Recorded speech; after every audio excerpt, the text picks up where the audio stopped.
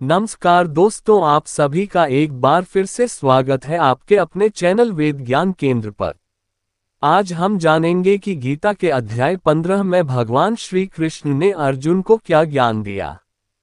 इस वीडियो में हम अध्याय 15 को सरलता से जानेंगे। तो चलिए शुरू करते हैं।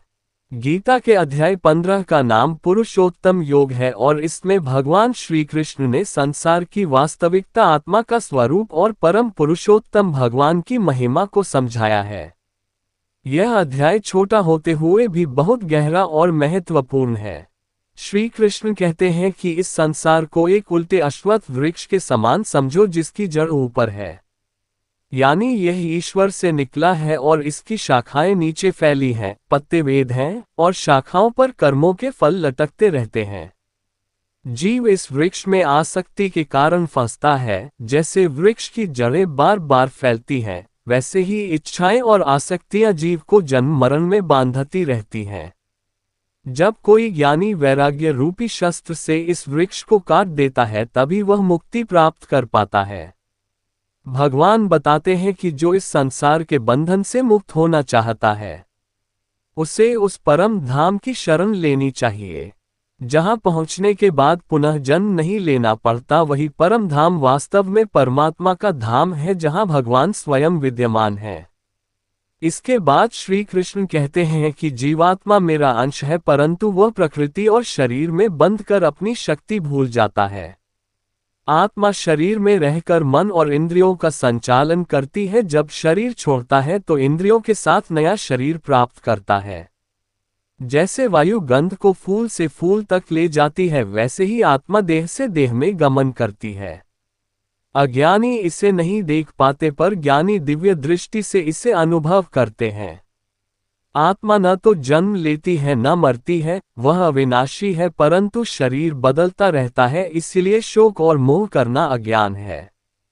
भगवान ये भी कहते हैं कि इस जगत का आधार भी मैं ही हूँ। मैं ही सूर्य में तेज हूँ, चंद्रमा में शीतलता हूँ, अग्नि में प्रकाश हूँ, पृथ्वी में प्राणियों का पोषण करने वाली शक्ति हूँ।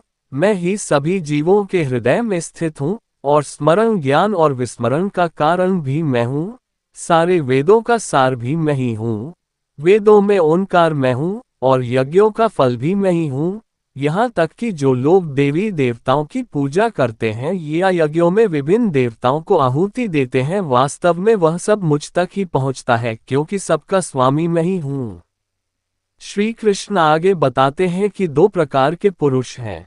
पहला है क्षर यानी नाशवान। ये सब वे जीव हैं जो जन्म मरण के चक्र में घूम रहे हैं।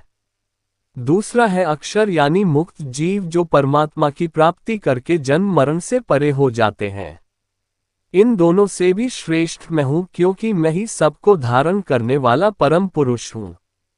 इसीलिए मुझे पुरुषोत्तम कहा जाता है। पुरुषोत्तम का अर्थ है सब पुरुषों से श्रेष्ठ और सबका परम आधार। जो साधक मुझे पुरुषोत्तम जानकर श्रद्धा, भक्ति और समर्पण के साथ पूजा करता है, वही वास्तव में सब कुछ जानने वाला है और वही उत्तम योगी कहलाता है। अध्याय 15 का सार यह है कि संसार एक वृक्ष की तरह है जो निरंतर बढ़ता रहता है। इसकी जड़ें आसक्ति हैं, शाखाएं इंद्रियां हैं और फल सुख दुख के रूप में मिलते रहते हैं। जो मनुष्य इस वृक्ष में उलझा रहता है वह जन्म मरण में फंसा रहता है, परंतु जो वैराग्य और ज्ञान रूपी कुल्हाड़ी से इसे काट देता है, वही मुक्त हो जाता है।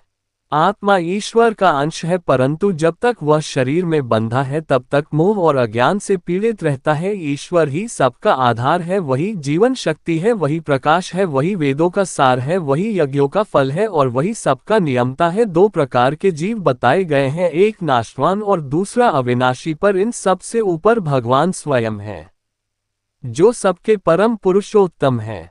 इस अध्याय से हमें शिक्षा मिलती है कि हमें संसार रूपी वृक्ष की माया में नहीं उलझना चाहिए।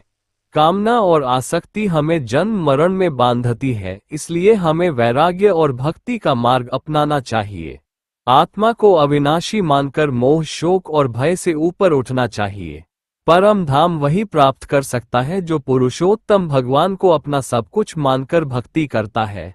भगवान कहते हैं कि मैं ही सूर्य चंद्र और अग्नि में प्रकाश हूँ, मैं ही पृथ्वी की शक्ति हूँ और मैं ही सबके हृदय में स्थित हूँ, इसलिए जीवन के हर पल में मुझे ही आधार मानो। यही पुरुषोत्तम योग का सार है। कमेंट करके जरूर बताएं कि वीडियो कैसे लगी, और अगर वीडियो अच्छी लगी तो वीडियो को लाइक और शेयर कीजिए, और ऐसी ढेर सारी वीडियो